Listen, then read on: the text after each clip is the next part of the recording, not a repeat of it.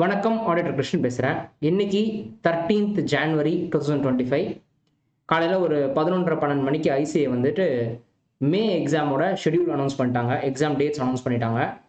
So மே எக்ஸாமோட dates வந்துட்டு இன்டருக்கு 3ஆம் தேதியிலேருந்து ஃபவுண்டேஷனுக்கு 15ஆம் தேதியிலேருந்து. ஸோ மே மாதமே எக்ஸாம் நடக்க போகுது.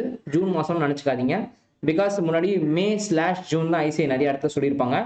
ஸோ மே எக்ஸாம் மேலே நடக்க போகுது. ஸோ நம்ம 12ஆம் தேதி ஒரு வீடியோ போட்டிருந்தோம். 12ஆம் தேதி நைட்டு ஒரு லேட் நைட் ஒரு வீடியோ போட்டோம்னு நினைக்கிறேன். எப்போ எக்ஸாம் நடக்கும்னு என் கணிப்பு அப்படின்னு சொல்லிட்டு நான் ஒரு வீடியோ போட்டிருந்தேன். அதில் வந்து 15th மேல இருக்கும் அப்படின்ற மாதிரி நான் சொல்லியிருந்தேன். ஸோ இப்போ வந்துட்டு 15th மே வந்து ஃபவுண்டேஷனுக்கு, ஆனால் 3rd மேவே வந்து இன்டருக்கு அப்படின்ற மாதிரி சொல்லியிருக்காங்க.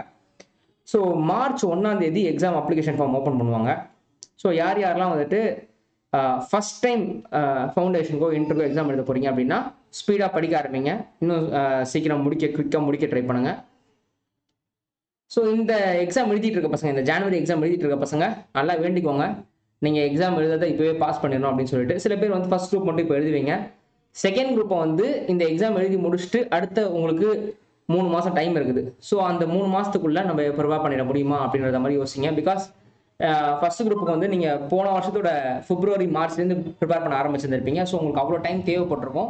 ஸோ செகண்ட் குரூப்புக்கு இந்த டைம் பத்துமா அப்படின்றதையும் பார்த்துக்குங்க. ஸோ இதுதான் விஷயம்.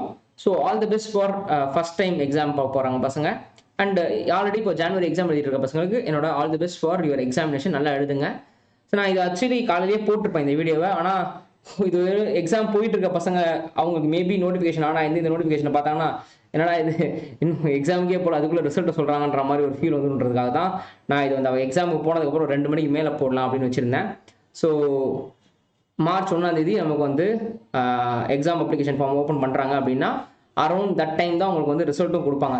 மேபி லைக் February 26, 27 அந்த ரேஞ்சில் எனக்கு தெரிஞ்ச ஐசிஐ வந்து இந்த இப்போ எழுதிட்டு இருக்க ஃபவுண்டேஷனோட இன்டரோட ரிசல்ட்ஸையும் கொடுக்கறதுக்கு வாய்ப்பு இருக்குது. And March 14th I think last டேட்டுன்னு நினைக்கிறேன். வித்தவுட் லேட் ஃபீஸாக இருக்கும். எப்பவுமே அது ஒரு 15 நாள் 2 வாரம் ஓப்பன் பண்ணி வைப்பாங்க. அது மாதிரி விஷயம்.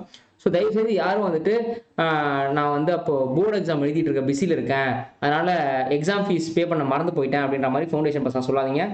பேரண்ட்ஸ்க்கும் கண்டிப்பாக அவங்களோட குரூப்லேயும் போட்டுறேன், பசங்களோட குரூப்லேயும் போட்டுறேன்.